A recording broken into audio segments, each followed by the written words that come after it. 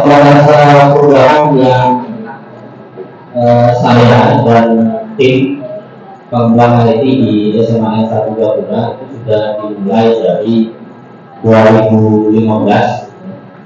Jadi sebelum saya mengikuti PGP, saya memang tidak tahu ada istilah yang namanya komunitas praktisi dan sebagainya. Tapi yang kami bentuk pada saat itu adalah pengembang e-learning, dan yang saya baru tahu di PGP itu termasuk komunitas praktisi. Nah, dalam periode 2015 sampai sekarang itu sama seperti yang Pak Hayat lakukan tadi. Kami memanfaatkan aset sekolah yang berupa jaringan online dan juga jaringan internet, sehingga itu bisa diakses ke semua kelas pada awalnya menggunakan jaringan LAN kabel. Nah, di proses jalan mimpi yang muncul di situ adalah seperti apa kebiasaan dan kebudayaan atau budaya baru yang muncul ketika pembelajaran e-learning ini berhasil diwujudkan. Jadi ini adalah tantangan dan juga sebuah anugerah jika memang apa yang diinginkan oleh anak-anak itu dengan adanya pembelajaran e-learning ini bisa terwujud dan bisa memunculkan kebiasaan dan juga budaya baru. Kenapa? Karena program ini muncul pasca pandemi. Karena ketika pandemi kita ketahui bahwa ada yang namanya pembelajaran dari PJJ, anak dibiasakan dengan semua basic LMS yang ada, belajar dari rumah, mulai dari model, mulai dari pakai classroom dan sebagainya itu, sehingga program ini pada awalnya adalah untuk menjawab transisi dari pembelajaran daring ke pembelajaran tatap muka yang pada saat itu belum menentu, karena yang namanya pandemi kadang buruk, kemudian diberlakukan PJJ lagi, sehingga kami sempat melakukan dua model pembelajaran PJJ dan juga tatap muka secara kolaboratif, sehingga ini adalah program yang memang kami siapkan untuk mengantisipasi kondisi ini. Dan dari anak-anak pendapatnya bervariasi, ada yang menyatakan lebih senang belajar dengan LMS. Kenapa? Ini juga ternyata mengadopsi yang namanya pembelajaran berdiferensiasi. Anak-anak bisa berliterasi, bernumerasi dengan berbagai bentuk media, tulis, video, audio dan sebagainya, dan itu semuanya diakomodasi dalam modul. Kalau Bapak Ibu tidak percaya yang Bapak Ibu lakukan dari November sampai sekarang, Bapak Ibu bisa rasakan sendiri bagaimana keunggulan dan juga manfaat dari modul itu sendiri. Sehingga menjawab tadi literasinya dalam bentuk apa, macamnya banyak, audio, video, dan juga tulis. Audio juga bisa untuk listening dan sebagainya, sehingga ini setelah berdiskusi dengan anak-anak, ternyata yang dimau anak-anak itu adalah pembelajaran e-learning yang murah, tanpa kuota, lalu kemudian menyenangkan yang gimana? Anak-anak tidak harus menggunakan guru ceramah terus di kelas. Suara ini dari mana? Dari siswa. Dari mana? Saya guru suara. Saya lebih paham bagaimana ceramah itu bisa dipakai. Menghidupkan siswa juga itu ahlinya guru suara. Nah, inilah sebenarnya kebesaran murid ini yang kemudian menjadi sebuah kolektif bagi murid-murid muda, Pak Aye, Bu Titin,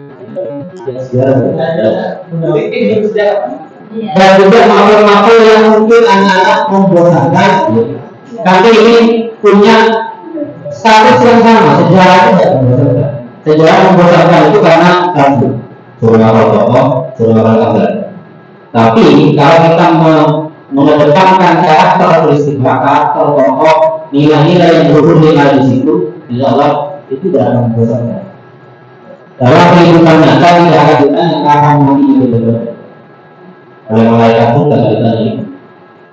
Tapi bagaimana siswa mempunyai nilai-nilai luhur yang dimiliki oleh masyarakat bisa dia terapkan di dalam kehidupan nyata, itu yang lebih penting. Nah, bagaimana cara menanamkan nilai-nilai itu yang saya alami dan siswa banyak respon yang bagus, yaitu adalah melalui pembelajaran yang tadi mendekatkan anak dengan gadget dengan pengelolaan yang benar. Dan mungkin ini juga sekaligus menjawab mimpinya Pak Hayat.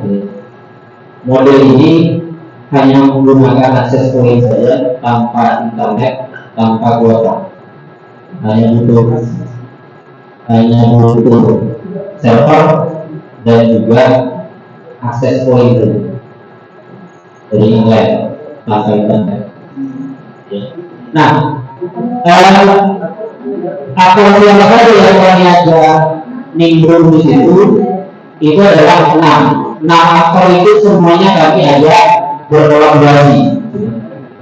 Yang pertama jelas ini adalah Palang sebagai penanggung jawab, kemudian juga komite sebagai pelindung program, guru sebagai pelaksana dan supervisor. Kenapa kami tambahkan supervisor di situ? LMS-nya sudah ada, gurunya harus menyesuaikan dengan perkembangan yang ada. Tidak boleh lagi yang namanya alergi pegang laptop dan sebagainya. Jadi pendampingan yang berkelanjutan terus kami lakukan dari guru yang dulunya diketikkan orang lain, sekarang dia mulai belajar ngetik sendiri dengan pendampingan yang kami lakukan. Jadi dampaknya bukan hanya kepada murid, tapi juga kepada guru-guru senior yang kami tata kembali, kami refresh kembali untuk menyesuaikan dengan zaman. Lalu kemudian murid ini objek dan subjek program. Kenapa kami menyebut objek? Karena dia adalah yang melakukan itu. Kemudian subjeknya karena dia juga yang mengembangkan itu. Modelnya adalah open source, tidak kaku, bisa dikembangkan sesuai dengan yang mau kita, sehingga murid di situ juga punya voice-nya, bisa request kepada gurunya mau struktur yang seperti apa, itu bisa kita pakai di situ. Mau ditambahkan lagu untuk speaking dan sebagainya itu juga bisa. Kemudian juga dari murid dan masyarakat sekitar ini kita butuh dukungannya dalam kesinambungan belajar murid di rumah dan lingkungan sekitar. Kenapa? Sekolah punya program tapi tidak berkesinambungan di rumah dan di lingkungan masyarakat, maka program itu hanya ngomong kosong. Karena saya pernah mengalami di kelas itu dilarang merokok. Ketika saya berhubungan ke siswa, bapaknya sendiri, kakaknya sendiri, rokok. Dan saya tidak rokok. Digeser ke anaknya. Artinya anak boleh merokok dengan orang tua. Di lingkungan itu apalagi, sehingga butuh yang namanya koordinasi, sehingga kami melibatkan 6 kolaborator itu, kepala sekolah, komite, guru, murid, wali dan masyarakat. Sehingga kami menginginkan bahwa pembelajaran yang berbasis e-learning memanfaatkan LMS model ini bisa membuat siswa nyaman, menyenangkan, dan juga meningkatkan yang utama, meningkatkan motivasi, kemandirian, kreativitas, dan juga berpikir kreatif siswa sesuai dengan kebutuhan siswa dan juga kebutuhan sekolah. Sekolah sekarang dinilai dengan berapa pendidikan. Insya Allah kemarin kami tahun 2001 literasinya menengah Memulasinya naik, sekarang kembali. Interaksinya tinggi, memulasinya bawah. Sehingga dengan adanya KBD itu, rencana berbasis data itu kami sudah lakukan mulai 2 tahun terakhir, dan salah satu programnya adalah mengaktifkan lagi yang namanya learning. Karena memang yang kami alami di sekolah seperti itu. Mungkin dari saya ada pertanyaan yang sama.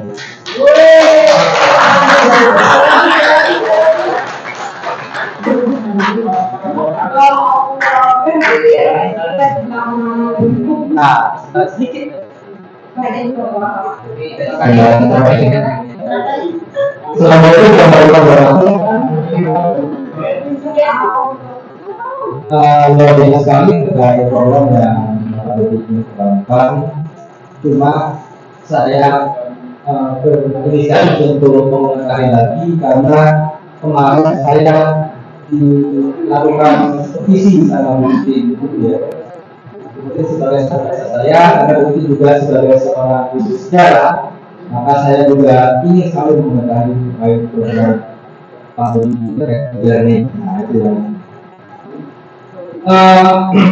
itu sempat tanya kepada saya, Edwin, kenapa Edwin yang katanya teman-teman di Semarang itu jago IT segala macam, tetapi ketika Edwin mengajar itu sangat diminimalkan IT penggunaan IT. Gitu ya, gitu ya.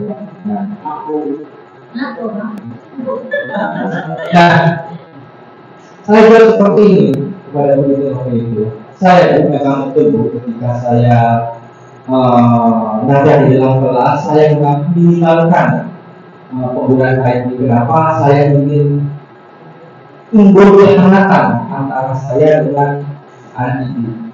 Ketika saya melakukan pendekatan personal seperti itu, maka akan tumbuh rasa apa ya? Rasa chemistry seperti itu. Ya. Nah, kalau seandainya dan saya melihat Pak Bobi juga ini ternyata di sejarah juga. Menurut saya, karena sekarang ini luar biasa perkembangan teknologinya dan anak-anak saya yakin juga lebih jago dari kita. Saya harus khawatir Pak Bobi. Kenapa? Dengan penggunaan ilmu seperti ini, apalagi tentang mata pelajaran sejarah, itu akan bahkan menurut saya akan melakukan kreativitas anak-anak itu. Ketika ada pertanyaan-pertanyaan, serumit apapun, seperti apapun, ChatGPT itu bisa mengambil yang luar biasa. Ketika ada seorang, silakanlah buat seorang guru apapun, ketika minta pertanyaan analisa, ChatGPT itu OpenAI itu akan menganalisa dengan luar biasa. Jadi kalau dalam saya melihat orang-orang itu ya sudah luar biasa, analisanya sudah bisa termasuk saya sendiri juga bisa. Mengapa analisisnya itu kok sangat komprehensif? Jadi kalau menurut saya kita itu ya terus berarti di siapa mengoptimalkan IT? Saya mengoptimalkan bisnis konten. Jadi ketika saya menjelaskan materi tentang ini, saya menggunakan AI. Memang saya lakukan. Saya menggunakan AI untuk video ini.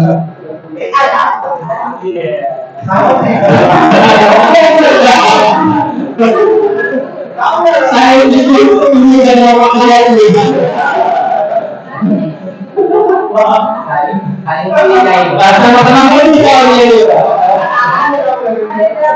Jadi yang menurut saya untuk kita harus kita tunjukkan kalau ada kalau guru ya. Jadi menurut saya memang guru perlu harus secara penuh di dalam kelas sehingga waktu yang ada itu kita maksimalkan sehingga antara guru dengan anak itu tidak terjalin. Jadi itu sama seperti kita masuk ke luar, sama kali hari saya itu, kadang-kadang seperti itu kita lakukan. Terima kasih. Assalamualaikum.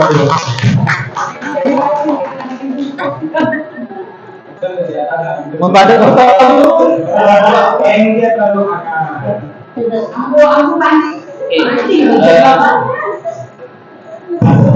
Oke, mungkin kita perlu sepakat dulu LSS itu sebenarnya apa? Learning Management System yang kita manage itu apa? Sistemnya yang belajarnya. Nah, pembelajaran LSS itu adalah full LSS yang kita pakai di TGP itu ada yang belajar juga. Kalau Pak Robin ada, kemarin beliau supervisi saya. Ini adalah alat saja. Ini alat, kemudian kita diskusikan tidak dekat dengan anak. Kita beri pemantik, ya kita pemantik anak. Ini hanya untuk media saja. Kalau kita kemudian duduk di kantor, kemudian kita bawa dengan itu mungkin ada. Dan ini offline. Semua konten yang ada di sini itu admin yang menyediakan sehingga kita sesuaikan dengan anak. Kita tetap mengajar, kita tidak makan dengan mudah. Anak-anak akses ini, kerjaan ini besar. Itu kalau saya dulu saya seperti itu. Jalan. Kalau sekarang kita yang kena dulu atau kali budi kampanye kita dipanggil palsu. Jadi ini tetap hanya alat saja. Semua teknologi itu berbahaya dari yang sederhana sampai yang tinggi. Nah, kalau yang tadi, yang AI tadi itu adalah itu semuanya adalah sebuah perkembangan teknologi yang sebenarnya tidak perlu ditemukan oleh manusia. Membantu ya, tapi sekarang kita lihat penemunya saja sekarang sudah bingung. Nah, artinya apa? Kita memang perlu mewaspadai itu, tapi kita adalah guru yang seharusnya bisa mengantisipasi itu. Bagaimana bentuk penugasan umpan balik kita setting sedemikian rupa sehingga tidak memungkinkan anak untuk menggunakan AI. Kalau mereka menggunakan AI, kita punya kalau dulu ini dianggap sebagai sebuah bentuk formatif yang mungkin kuno. Kita adakan lisan misalnya, yaitu salah satu produk kuno yang bisa kita pakai untuk melawan AI itu. Kenapa? Karena membaca itu adalah belajar, sehingga apa yang dihasilkan AI dipelajari oleh siswa, dikonfirmasi kepada kita, itu adalah hasil belajar siswa. Walaupun titik komanya dan sebagainya sama, tapi paling tidak itu memaksa anak untuk belajar. Tapi sekarang tes lisan itu sudah banyak dikecilkan oleh kita sendiri. Itu dianggap kuno, tidak dianggap bisa mengukur pengetahuan siswa dan sebagainya. Tapi ya kalau kita mau menggunakan hal-hal yang sifatnya berbau teknologi, mereka pun tidak selamanya bisa melakukan penganalisian. Kenapa? Tidak semua yang rahasia kita yang kita pernah upload ke media itu tidak bisa dipakai oleh ya. Kemarin saya buka pertanyaannya ini. Ada yang memang coba buat pertanyaan sejarah yang sekiranya tidak bisa dijawab oleh apa bagaimana sunnah. Kenapa? Basisnya semua data yang kita upload ke server Microsoft misalnya ataupun siapapun, makanya jangan sekali-kali kita mengunggah atau istilahnya yang menaruh data pribadi kita di hal-hal yang sifatnya tidak diperlukan, karena bisa saja itu disalahgunakan. Ketika kita menuliskan sesuatu yang tidak logis misalnya seperti tadi, mereka tidak bisa memproses. Kenapa? Datanya tidak ada. Dan itulah kenapa kami guru-guru itu tetap membutuhkan yang namanya buku primer, buku cetak. Nah, kami selalu menentang buku cetak itu kuno. Bagi kami tidak. Itu adalah kebutuhan sama. Di kampus pun nanti ketika Anda kuliah dan sebagainya, itu tetap kita rujukannya adalah seperti yang dipakai Anda. Bahkan saya dulu jangan sekali-sekali pakai Wikipedia. Itu tidak bisa dipertanggungjawabkan untuk tugas dan skripsi. Jadi buku cetak printer itu tetap buku. Jadi kita bolehlah kita meninggikan ID, tapi tetap kita meninggikan kemanusiaan kita sendiri. Jadi tetap ini hanya alat, bukan otomatis pun kita siswa hadir di sini, kemudian guru hanya ngecek hasilnya gimana enggak, tapi kita tetap membangun chemistry dengan anak di kelas itu tetap kita laksanakan sebagaimana mestinya. Hanya ini adalah untuk mengadopsi pembelajaran berdiferensiasi, kemudian juga kebutuhan belajar siswa, gaya belajar siswa dan sebagainya yang kami lakukan di awal, sehingga paling tidak adanya ini bisa menjadi fasilitas untuk siswa agar gaya belajarnya bisa terfasilitasi.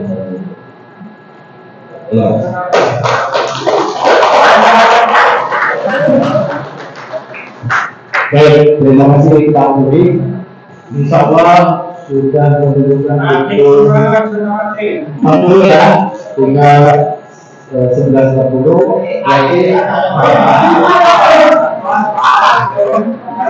Jadi pukul 13 tentang silakan masih pukul 13 jam setengah ke depan nanti di rencana program. Nah, sekarang ada satu kesempatan lagi untuk tampil di sini, kemudian kalau tadi guru teknologi bisa juga datang. Jadi saya memberikan saja. Silakan ada yang maju.